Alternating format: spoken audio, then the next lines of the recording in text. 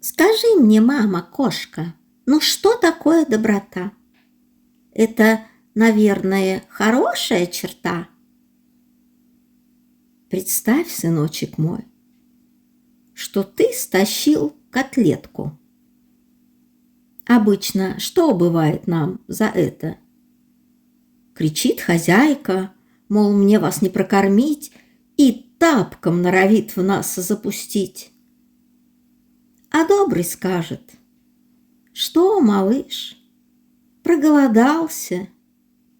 Прости, устал я, очень замотался. Забыл, что твоя мисочка пуста. Погладит нежно. Вот что значит доброта.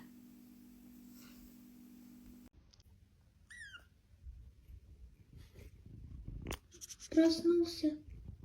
Ты проснулся?